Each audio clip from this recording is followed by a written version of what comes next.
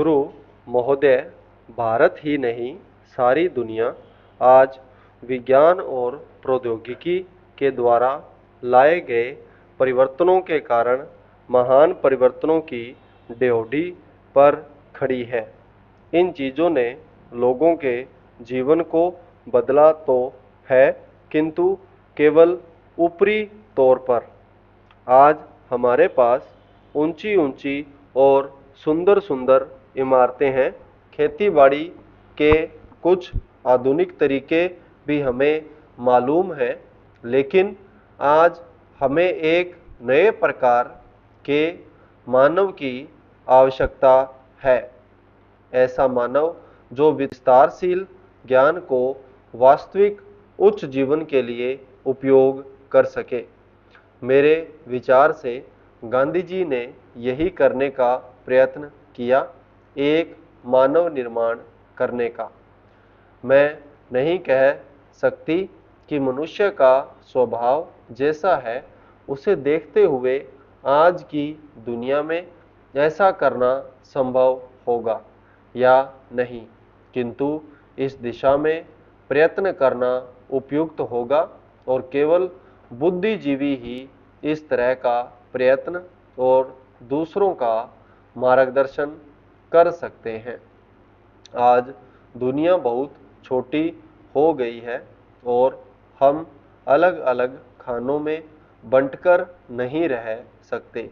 हमें अपने लक्ष्य प्राप्ति के लिए कहीं अधिक होकर रहने की आवश्यकता है। हम लोकतंत्र में विश्वास करते हैं। एक तो संसदीय प्रणाली की सरकार के अर्थ में, दूसरे उस तरीके में जिस तरीके से हम अपनी पार्टी में और अन्यत्र काम करते हैं। पर लोकतंत्र रूपी हमारा ताज़ा पानी कभी कभी जातिवाद, सांप्रदायिकता और सामाजिक रीति रिवाजों इत्यादि के सड़ते गड्ढों में बंद हो जाता है। आपके पास लोकतंत्र है, आपके पास वोट देने का अधिकार है, या आप अपने विचारों को खुलकर प्रकट कर सकते हैं।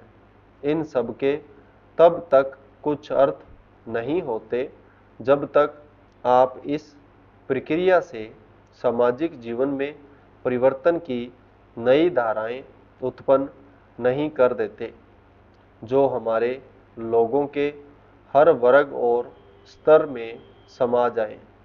प्रस्ताव पास कर देना बहुत सरल है, पर उसका कार्यान्वयन करना सरल नहीं।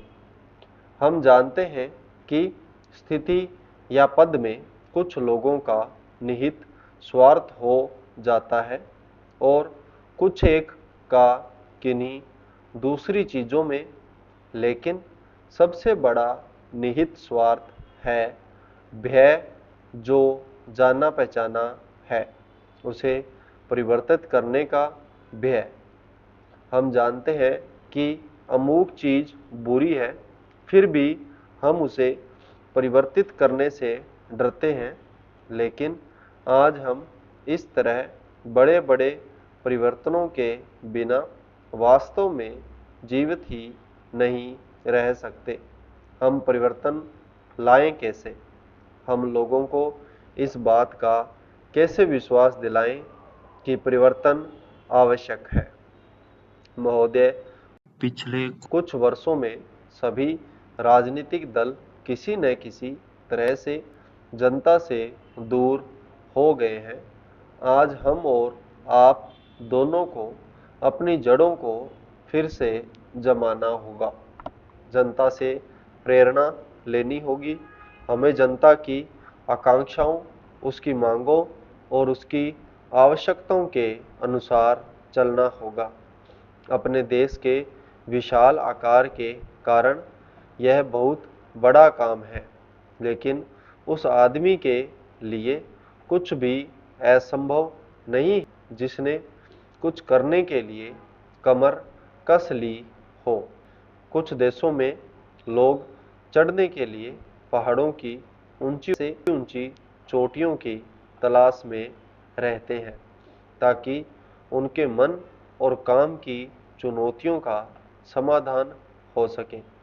कुछ दूसरे छोटी छोटी नावों में सागरों और महासागरों को पार करने के लिए निकल पड़ते हैं। ये सब असाधारण उद्यम है, किंतु हमारी चुनौतियां तो हमारे दरवाजे पर ही दस्तक दे रही है। हमें ऊंचे ऊंचे पर्वतों पर या गहरे सागरों तक जाने की आवश्यकता नहीं है। हमारे हर गांव में गरीबी है और घर घर में जात पात है। ये वे पर्वत हैं जिन पर हमें चढ़ना है और ये वे महासागर हैं जिन्हें हमें पार करना है। मुझे मालूम है कि हम में वह शक्ति है। मैं जानती हूँ कि हम में क्षमता है, केवल प्रश्न है करने का। और मैं आशा करती हूँ कि यह सम्मेलन उस दिशा में ले जाने वाला एक छोटा सा कदम होगा।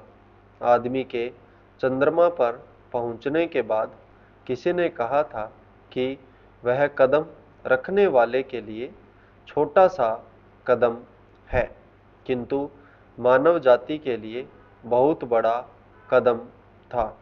अतः मेरे विचार से आप कह सकते हैं कि आपके लिए यह छोटा कदम होगा, लेकिन यदि आप सफल हुए तो भारत के लिए यह महान कदम होगा।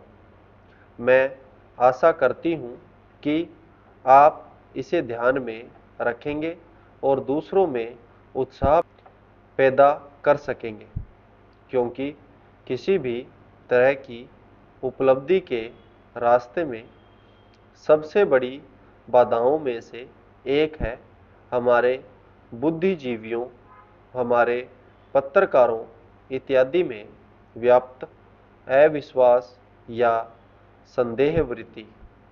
इस बाधा को हटाना होगा। हमें अपने उत्साह को पुनः स्थापित करना होगा और इससे उत्पन्न होगा वह साहस, धैर्य और संकल्प शक्ति जो उन बहुत सी चीज़ों को प्राप्त करने के लिए आवश्यक है, जो हमें प्राप्त करनी ही चाहिए। जब कभी राजनीतिक जीवन और बौद्धिक जीवन में निकट का संबंध रहा है तो दोनों को लाभ पहुंचा है। संपूर्ण विराम।